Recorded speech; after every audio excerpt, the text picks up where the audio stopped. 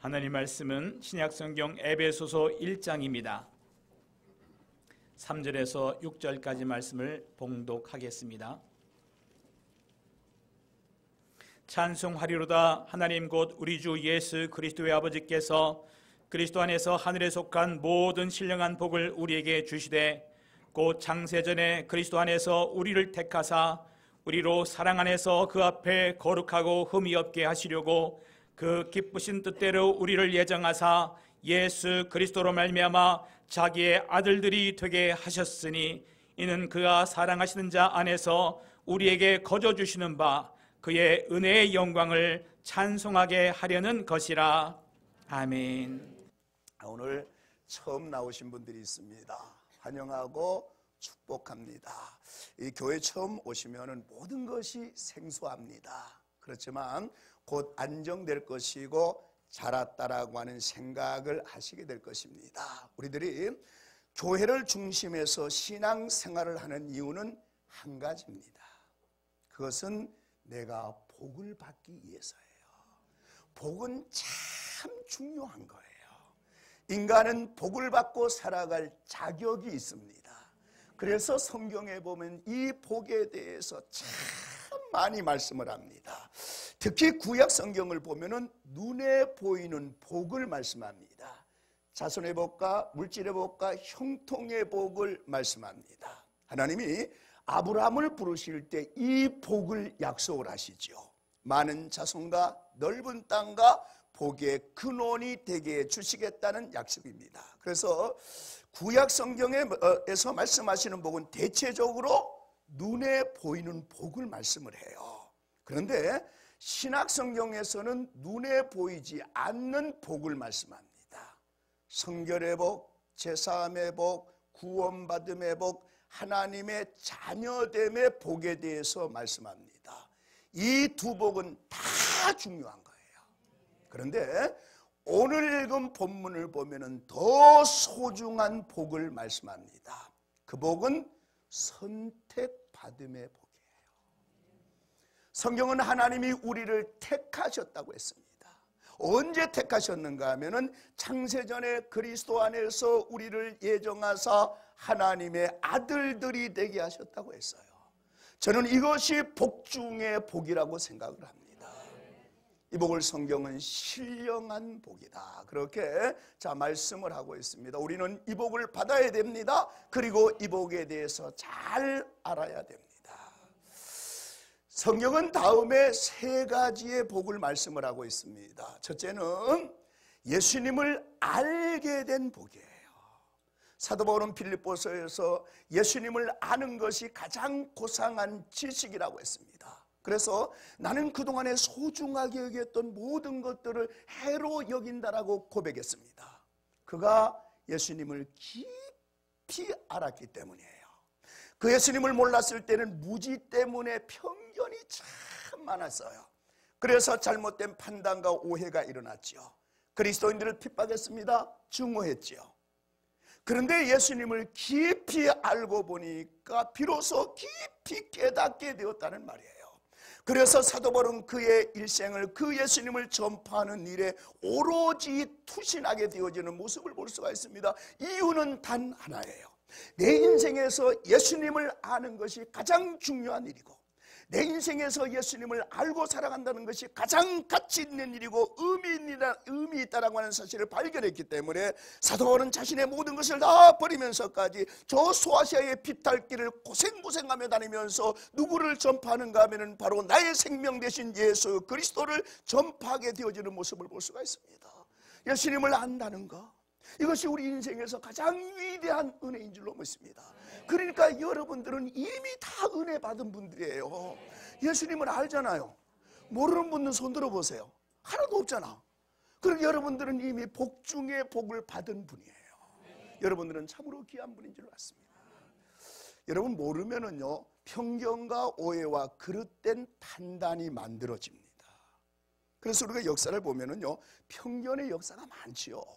그래서 무엇이 일어났는가 하면 핍박과 박해가 일어나요. 우리나라에도 그런 역사가 많이 있었잖아요. 우리나라에도 대웅군 시절 때에 1만여 명의 그리스도인들이 무소히 참수형을 당했습니다. 순전히 예수님에 대한 잘못된 오해와 편견 때문에 발생한 사건이에요. 그리고 6.25 때 일제 때에도 수많은 그리스도인들이 피를 흘리게 되는 모습을 볼 수가 있습니다. 그것도 무지함 때문이에요. 몰랐기 때문에, 예수님에 대한 편견과 오해 때문에 일어난 사건이라고 하는 사실을 발견할 수가 있습니다. 무지함 때문에 일어난 사건 중에서 가장 큰 실수를 든다고 하면은요, 유대인들이 예수님을 십자가에 매달아 죽인 사건이에요. 유대인들이 예수님을 십자가에 못 박아 죽였어요. 그것도 무지함 때문입니다. 그래서 때로는요, 무지가, 모른다라고 하는 것이 가장 큰 죄일 수가 있습니다. 좀 더 깊이 알았더라면 내 목숨을 버리면서라도 그 도를 수호했을 것이고, 순환을 감수하면서라도 그 진리를 전파했을 것인데 말입니다. 그래서 저는요, 제 인생 가운데서 가장 큰 은혜를 들라고 하면은요, 내가 예수님을 만난 사건이 내 인생에서 가장 큰 은혜라고 생각해요. 내가 예수님을 알게 된 사건이야말로 내 인생에서 최대의 사건임에 틀림이 없어요. 내가 만약 그 예수님을 몰랐더라면, 그 예수님을 만나지 못했더라면 지금 어떻게 되었을까? 아마 저 강원도 저 총구석에서 아마 옥수수 먹고 감자 먹고 아마 그렇게 지금 살았을 거예요. 그때만 생각하면은요, 아찔합니다. 그런데 내가 예수님을 만나고 그 예수님을 알게 된 이 사건이야말로 내 인생 속에서 최대의 사건이고 최대의 축복임에 틀림이 없어요. 이 예수님을 알고 살아간다는 것이 이렇게 소중하고 중요한 것이에요. 어떤 분이 전도를 받고 천국과 영생과 심판을 알게 되었습니다. 알고 보니까 아찔한 거예요. 그럴 것 아니겠습니까? 그래서 친구인 목사에게 전화를 했어요. 천국은 정말 있는가? 있고 말고. 지옥도 분명히 있고, 그렇지. 심판은 아주 무서운 영원한 심판이겠군, 그렇지. 그때 이 친구가 목사 친구에게 말했습니다. 야, 이 나쁜 사람아, 그렇다면 나를 전도해야지. 자네만 천국 가고 나는 지옥 가란 말인가 하면서 그렇게 따져 물었다는 거예요. 참으로 중요한 질문이에요. 우리의 인생에서 예수님을 만난다는 것, 예수님을 안다는 것은 너무나 소중한 일입니다. 예수님을 만나면은 내 인생이 변화됩니다. 내 가정이 변화됩니다. 내 삶의 의미와 목적과 가치가 새로워져요. 이 간증은 여러분들에게 한번 소개한 것 같습니다만 그 내용이 너무나 감동스러워서 다시 한번 말씀드립니다. 신경안정제와 수면제를 주머니에 놓고 다녀야 되는 우울증 환자가 있었어요. 약물치료, 한방치료, 입원치료 안 해본 것이 없습니다. 그러나 그 어떤 치료도 불면증과 불안, 초조 증세를 치료하지를 못했어요. 길은 오직 하나, 죽기로 했습니다. 죽기로 결정하는데 3개월이 걸렸어요. 여러분 죽으려고 생각하지 마세요. 3개월이 걸렸대요. 막상 죽기로 결정하고 나니까 걸리는 문제가 한두 가지가 아니었어요. 어떻게 죽느냐, 어디에서 죽느냐, 언제 죽느냐가 이게 문제였어요. 한강에 뛰어내리느냐, 달리는 자동차에 뛰어드느냐, 수면제를 먹느냐. 수면제를 먹기로 하고 약국 제약국을 돌면서 치사량을 구입을 했습니다. 어디에서 죽느냐, 안방이냐, 화장실이냐, 서울역이냐, 남산공원이냐, 여기저기를 생각하다가 동네 교회로 정했어요. 왠지 거기가 좋을 것 같아요. 그러면 언제 죽느냐? 그것은 때를 봐서 정하기로 했습니다. 그런데 어느 금요일 밤에 갑자기 죽고 싶은 마음이 드는 거예요. 그래서 동네 교회를 찾아갔습니다. 불이 꺼져 있는 거예요. 잘 되었다 싶어서 문을 열고 들어서는 순간에 그녀는 소스라치게 놀랐어요.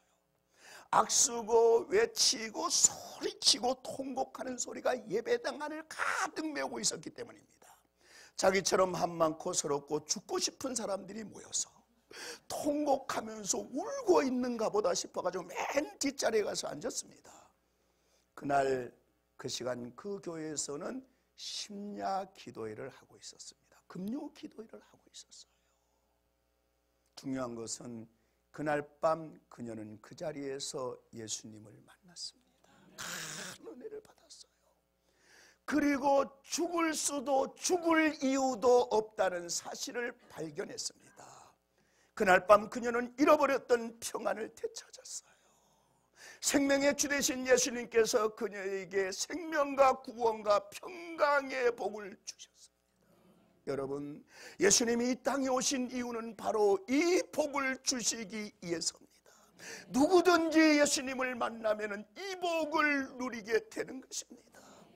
오늘 교회에 처음 나오신 분들, 예수님을 만나는 복된 시간이 되기를 바랍니다. 그리고 이미 신앙생활을 하시는 분들도 예수님을 새롭게 만나는 귀한 시간이 되시기를 바랍니다. 우리들이 예수님을 만나는 순간에 이 복을 알게 되는 눈이 뜨여져요. 누가 와서 수술해 주는 것도 아닌데 내가 예수님을 만나기만 하면 이 복이 얼마나 귀중하고 소중한 것인가라고 하는 사실을 발견할 수 있는 눈이 확 열려지게 되는 거예요. 그때 비로소 나는 나의 값을 발견합니다. 내가 얼마나 소중한 존재인가를 발견하게 되는 거예요. 그래서 내가 참 좋아하는 사람입니다마는 신학자라고 하는 칼바르트라고 하는 사람이 뭐라고 말했는가 하면 나는 저 십자가만 쳐다보면 나의 값을 발견한다고 했습니다. 나의 값이 얼마나 중요하고 내가 얼마나 소중한 가치를 지니고 있는 존재면은 하나님은 자기의 아들을 십자가에 못 박아 죽이면서까지 나를 구원했느냐는 거예요. 나는 그만큼 소중한 존재예요. 나는 그만큼 값이 있는 존재라고 하는 이야기입니다. 이유는 하나밖에 없습니다. 내가 예수님을 알기 때문이에요. 내가 그 예수님을 만났기 때문입니다. 그렇기 때문에 어마어마한 하늘의 복이 내게 임해서 나는 이 땅에서 가장 가치 있고 가장 존귀한 존재로 살아가는 줄로 믿습니다.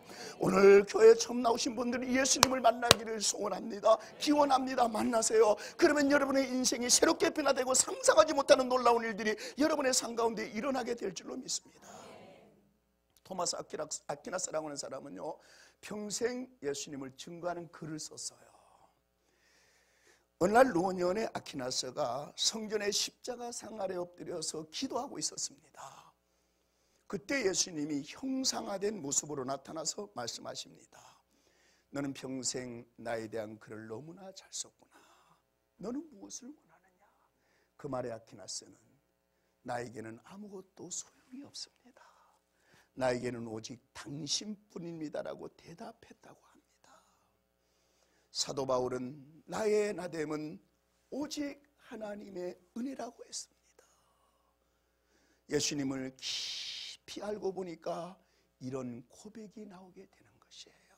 그래서 예수님을 깊이 알고 사랑하는 삶, 그 삶이 가장 복된 삶입니다. 두 번째는 택함 받은 자의 복이에요. 예수님을 아는 것만 가지고는 안 돼요. 다음에는 그 예수님으로부터 택하심을 받는 복을 받아야 돼요. 이것이 두 번째 복이에요. 택하심을 받는다는 것은요, 많은 사람들 중에서 내가 선택받았다는 뜻이에요. 이 택함 받음의 반대 개념이 뭐냐면 버림받음입니다. 탈락함이에요. 이것이 또 가장 큰 슬픔이에요. 부모로부터 버림받는 것은 분명 불행한 일입니다. 직장에서 버림받는 것도 불행한 일입니다. 친구로부터 왕따를 당하고 이웃으로부터 버림받는 것은 불행이고 비극이에요. 그런데 성경은 하나님이 나를 택하셨다고 했습니다. 그것도 언제? 창세 전에 말입니다. 그렇다면 이것은 큰 은혜인 것입니다. 그래서 이것을 본문에서 말씀하신 것처럼 신령한 복이다, 그렇게 말하는 거예요. 자꾸 제 이야기를 해서 죄송합니다만은 저는 제 인생 중에서 무엇에 당첨이 되거나 심지에 뽑힌 일이 별로 없어요. 그래서 저는 행운권 추첨할 때마다 별로 기대가 없어요. 안 뽑혀요, 잘. 그런데 놀라운 기적은 지난 성탄절 때 제가 하나 뽑았잖아요. 그것도 상품권을 뽑아가지고 얼마나 기쁜지. 하여튼 제 인생에 별로 심지에 뽑힌 일이 별로 없어요. 그런데 저는 제 일생 중에서 너무 중요한 행운 하나를 뽑은 적이 있습니다. 그것이 바로 하나님으로부터 부름받아 뽑힌 일이에요. 저는 이것만 생각하면 너무나 감동입니다. 대박입니다. 영광이에요. 그런데 여러분, 이것이 어찌 저만의 일이겠습니까? 여러분들도 모두 다 그렇게 뽑히신 분인 줄로 믿습니다. 이것은 나에게만 해당된 것이 아니라 여러분들도 이미 다 뽑히신 분들이에요. 우리는 이 복을 알고 살아가야 됩니다. 그래야 우리들이 이 세상에서 얼마나 복된 사람인가를 알게 되는 것이고, 그 은혜에 감격해서 변화된 삶을 살고 가치 있는 삶을 살고 의미 있는 삶을 살아가게 되는 거예요. 옛날 평양에 김익두 목사라고 하는 사람이 있었어요. 김익두 깡패가 있었어요. 근데 이 사람이 얼마나 소문나고 악명 높은 깡패였던지 사람들이 장에 갈 때마다 선앙당에 들려서 오늘 제발 김익두 좀 안 만나게 해달라고 빌고 갔다고 그럽니다. 당대에 악명 높았던 깡패였어요. 그런데 그가 예수 믿고 목사가 되었어요. 당대에 소문난 깡패, 악명 높았던 그 깡패가 예수 믿고 목사가 되었다는 거예요. 여러분, 신앙 안에서는요, 우리가 상상하지도 못하고 생각하지도 못했던 놀라운 일들이 막 일어나요. 여러분, 신앙생활하면서 이 놀라운 은혜를 날마다 체험하면서 살아갈 수 있길 바랍니다. 그런데 이 양반이 또 예수 믿게 된 동기가 아주 드라마틱해요. 그 드라마틱한 이야기는 다음 기회에 말씀을 드립니다. 오늘 다 이야기하면 다음에 안 나올 거 아니에요. 개봉박두입니다. 그런데 그가 사람들에게 참 전도를 많이 했대요. 내가 만난 예수 너무나 감격스러운 거예요. 전도를 했답니다. 그때마다 사람들이 뭘 좀 보여달라는 거예요. 그때 김익도 목사는 나를 보고 믿어라. 내가 변한 것을 보면은 예수님을 믿을 수 있지 않느냐, 그렇게 말했다는 거예요. 김익도 목사는 그만큼 예수님을 만나고 변화된 삶을 살았던 사람이에요. 한 번은 부흥회를 가기 위해서 기차를 탔어요. 잠이 오나 깰지어다. 이 앞에 앉는 아이들이 가장 고통스러워. 여기가 가장 고통스러워. 다 보죠. 졸지는 못하죠. 잠은 오지요. 이럴 때 한 목사가 좀 재미있는 설교를 하면은 그 설교에 기가 쫑긋하는데 무슨 알지도 못하는 저 천장의 얘기를 하니까 애들이 잠이 오는 거예요. 그러나 깨고 들으면은 다 피가 되고 살이 될지어다. 여러분, 엔젤 합주단 기회가 있으면 여유가 되면은 좀 회식 좀 많이 시켜주세요. 피자도 사주고 돈가스도 사주고 좀 해주시기 바랍니다. 돈가스 한번 쏘세요. 네? 한번 싸가 좀 대접해 주시기 바랍니다. 그런데 기차를 탔는데 그때 옆자리에 노인 한 분이 앉아가지고 담배를 피우는데 연기를 연신 자기를 향해서 뿜어대는 거예요. 그래서 자리를 옮겨 앉으면 따라와가지고 곁에 앉아가지고 한심 뿜어대는 거예요. 참다 못해가지고 노인을 확 밀쳤어요. 근데 이 노인이 넘어지는 순간 담뱃대가 부러진 거예요. 그때 노인이 순간 정색을 하면서 이렇게 말하는 것입니다. 그러면은 그렇지 김익두가 별 수 있나 그러는 거예요. 그래서 깜짝 놀라가지고 저를 아십니까? 그랬더니 언젠가 자네에게 맞아 죽을 뻔한 사람인데 김익두가 예수 믿고 변했다길래 정말로 변했는가 한번 시험해 봤다는 거예요. 그러니 얼마나 놀랐겠어요. 그래서 잘못했으니까 용서하라고 하니까 노인이 하는 말이 뭐냐면은 그만하면 됐네. 예전 같으면 내가 자네 손에 맞아 죽었을 것이네. 예수란 분은 정말로 대단한 분이네. 그러더라는 거예요. 참 놀라운 변화잖아요. 선택받음에 감격된 삶의 모습입니다. 성경에서 말하는 진정한 복이 무엇인가 하면은 그것은 선택받음의 복이에요. 우리는 이 복에 대해서 잘 이해해야 됩니다. 이 세상에서 가장 큰 복이 있다면은 그것은 부름받아 택함받은 자됨의 복인 거예요. 여러분이 오늘 이 자리에 나오신 것도요, 깊은 의미를 알고 보면은 누군가의 손을 통해서 인도받아서 이 자리에 나와서 오늘 그리스도인이 되었고 오늘 하나님의 자녀가 되었습니다. 생각해 보면은 이 모든 것이 우연인 것 같습니다만 결코 우연이 아니라 하나님이 그들의 손을 통해서 나를 불러내신 거예요. 하나님은 언제나 그렇게 일하십니다. 그렇게 우리 모두를 부르셔가지고 하나님의 자녀되게 만드신 거예요. 이것은 영적으로 생각하면 참으로 엄청난 은혜 중에 은혜인 거예요. 그래서 이것을 우리는 택함 받은 자됨의 복이라는 거예요. 저와 여러분에게 해당되어지는 말입니다. 택함 받음의 복이에요. 이 복을 통해서 우리에게 주어진 은혜가 너무나 놀라운 거예요.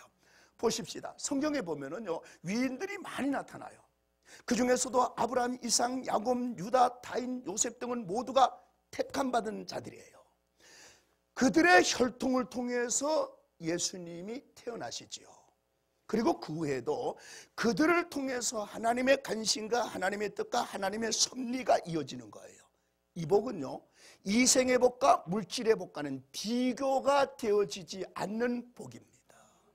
이 복은 어디 세상의 물질과 계산할 수가 없는 놀라운 복이라고 하는 사실을 볼 수가 있습니다. 그런데 이 복은 당대에만 주어지는 것이 아니에요. 아주 먼 후대까지 계속해서 주어지는 언약의 복이고 계승의 복이에요. 내가 예수님 앞에 선택받았다는 것은 내 당대에만 복을 받고 누리는 것이 아니라 이 복이 계속 내 후대까지 이어져서 내 후손도 이 땅에서 하나님의 영광을 드러내는 아름다운 삶을 살아가는 이 역사가 일어난다는 거예요. 이 복 우리가 받아야 되잖아요. 여러분, 이런 경우를 한번 생각해 보십시다. 신학자 에드워드 요나단 목사는 아주 경건한 삶을 살았습니다.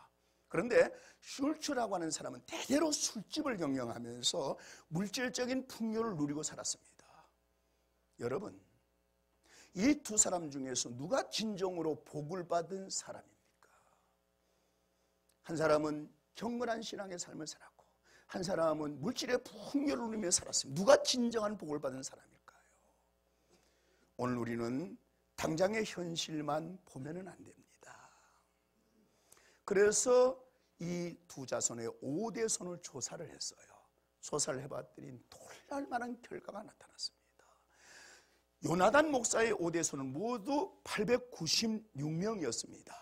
그 자손 중에서 선교사가 116명, 교수가 86명, 총장이 3명, 문필가가 75명, 상하원이 4명, 사업가가 73명 등으로 나타났어요.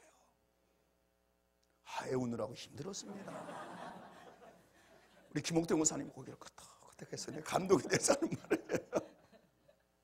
그런데 대대로 술집을 경영하면서 풍요롭게 살았던 슐츠의 자손은 모두 1062명이었어요. 그 중에서 전과자가 96명, 알코올 중독자가 58명, 창녀가 65명, 극빈자가 286명, 무학자가 460명 등으로 나타났습니다. 여러분, 무엇이 진정한 복이에요? 오늘 당장 돈을 많이 벌어서 물질의 복을 누리는 것이 그것이 진정한 복이라고 생각되십니까? 물질 많이 벌어야 됩니다. 물질 많이 있는 것이 중요합니다. 그러나 그것이 전부는 아니라는 이야기예요. 그리고 그것이 그렇게 대단한 것도 아니라는 이야기입니다. 전 문화부 장관을 지낸 이어령 씨는 늦게 신앙생활을 한 분인데도 사탄도 물질의 복을 가져다 줄 수 있다고 그랬어요. 그리고 사업을 돌보지 않고 물질의 복을 주지 않는다고 의기소침해 있는 그리스도인이 있다고 하면은 그것은 신앙도 아니라고 그랬습니다. 여러분, 신앙의 삶이 뭐냐 하면은요, 먼 미래를 바라보면서 오늘을 생각하면서 살아가는 삶, 그것이 신앙의 삶이에요. 신앙인은 오늘 당장만 보는 것이 아닙니다. 먼 미래를 내다보고 먼 훗날을 생각하면서 오늘의 최선을 다하면서 살아가는 삶, 그것이 신앙의 삶이에요.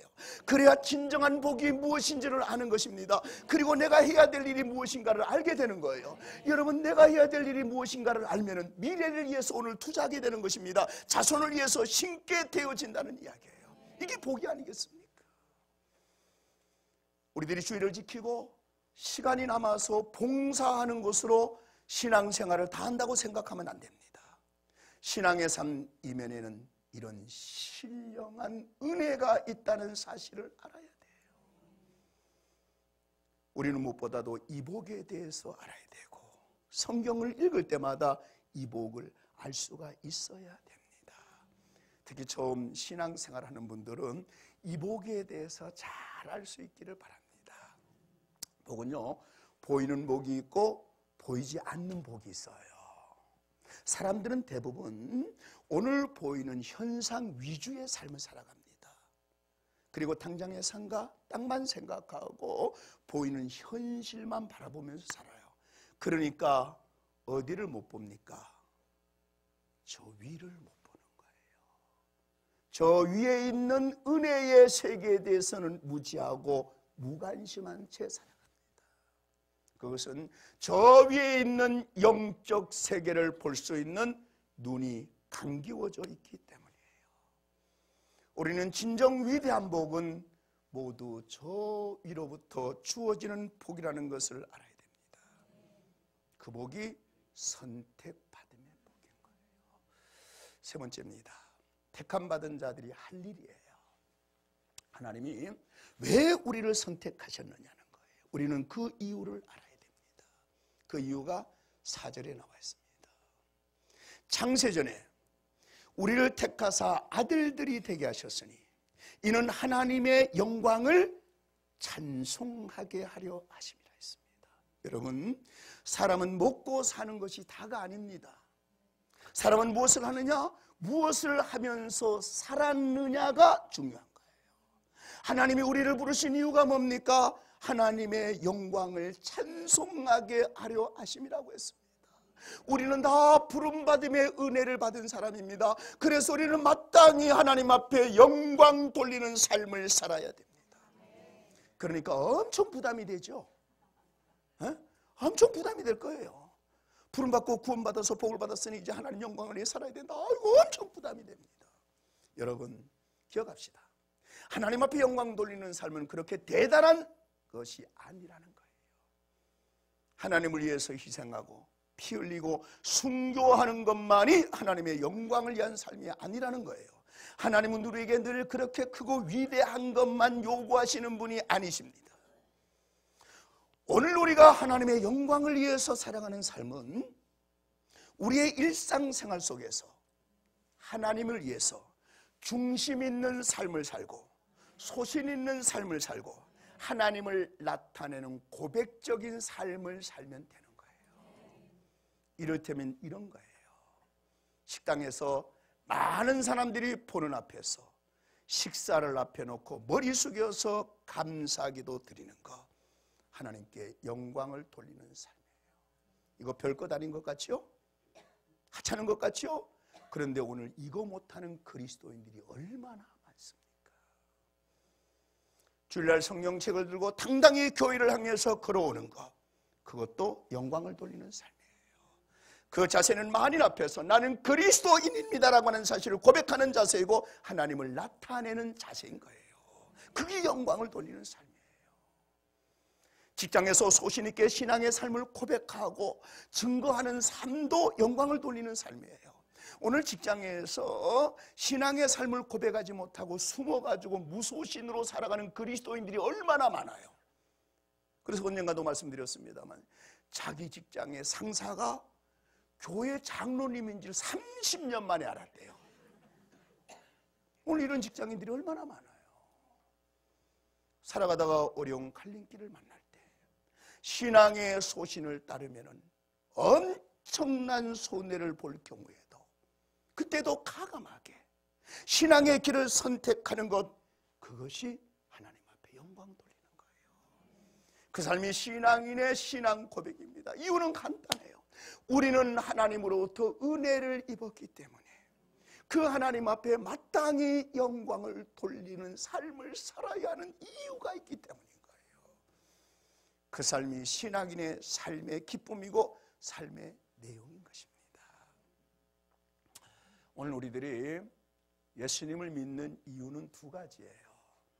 하나는 복을 받기 위해서입니다.